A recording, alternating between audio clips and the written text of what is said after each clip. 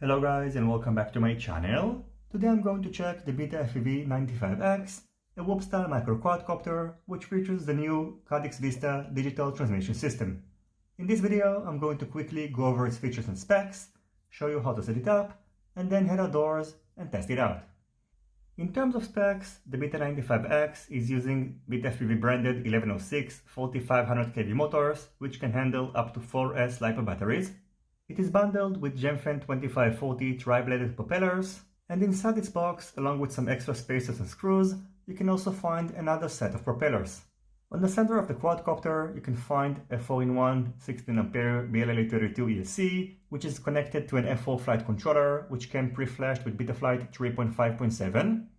Since I have the Frsky FCC bind and fly version, under the 4-in-1 ESC, you can find an Frsky XM Plus receiver, and in addition, you can also get the 95X with other multiple radio receiver options.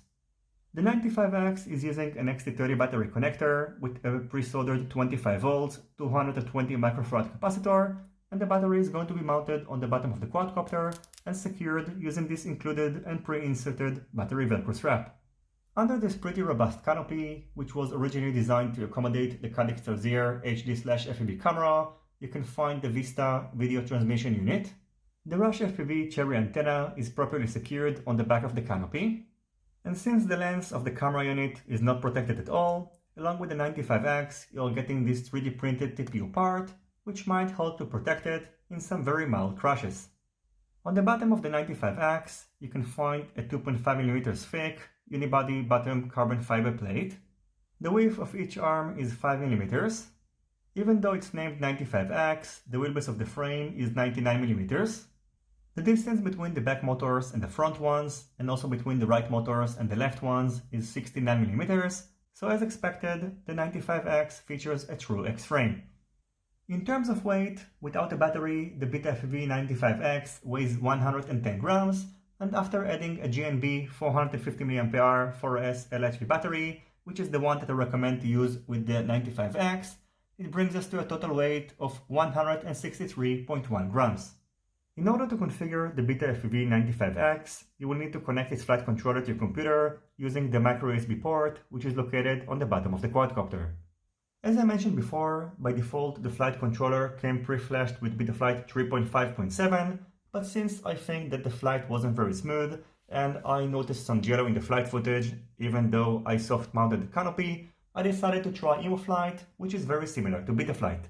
In order to flash the EmuFlight firmware, click the Update Firmware button, select the Omnibus F4SD, and by the way, at the moment of shooting this video, the only available version is 0.10. Then click the Load Firmware Online button, and once it's done, flash the new firmware by pressing the Flash Firmware button. After flashing the new firmware, we can connect to the flight controller, and as you can see, the user interface is identical to the user interface of Betaflight. As far as I know, out of the box, the Betafpv 95X is going to be pre-configured, and in case you are getting the bind and fly version, it will pretty much only require you to bind your remote controller with the radio receiver, make sure that everything works properly under the receiver tab, and define your favorite modes. Since I've installed the Caddx Vista by myself, I've connected it to Yacht 1, so I enabled the configuration/MSP port next to Yacht 1, and by the way, the EmuFlight works fine with the DJI system. I'm not sure if you'll be able to adjust the PID tuning using DJI's interface, but I can confirm that you'll be able to read the battery voltage, which is probably the most important thing, and also the custom OSD option is supported as well. In terms of flight time, you can expect between 3 to 4 minutes, depending on how you fly a quadcopter, which is not bad, and I recommend to stick to 4S batteries, since the kV rating of these motors is relatively low, and using 3S batteries won't provide you with a sufficient power. In terms of durability, as you can see, the 95X features pretty massive propeller guards and a pretty robust canopy. However, keep in mind that the weakest point of the frame is found under the motors, so over here these plastic parts are pretty thin. And in addition, in my opinion, the camera unit doesn't have enough protection, even though they bundle it with this 3D printed TPU part, and it could have been much better if this pretty robust canopy would have been extended. In terms of performance, I think that it's best for you to watch the flight footage, which I'm going to include in the end of this video, and I also suggest checking out Mr. Shutterbug's video, which I'm going to link over here, who flies much better than I do, and then decide whether it's good for you or not. Personally, I think that the 95X flies okay, but it could have been much better if they used a more light and flexible frame and maybe an all-in-one flight controller in order to shake some drums, extend its flight time, and also improve its flight capabilities. So overall, I can tell you that I was pretty pleased with the performance of the Caddx Vista, which by the way, I'm going to test its range and also compare with the DJI Air unit soon, and I think that the 95X is more of a proof of concept than a finished product, and hopefully Betafpv are going to come out with a better design. I'm going to wrap up this video with some flight footage, and as always, if you have any questions, feel free to ask them in the comments section down below.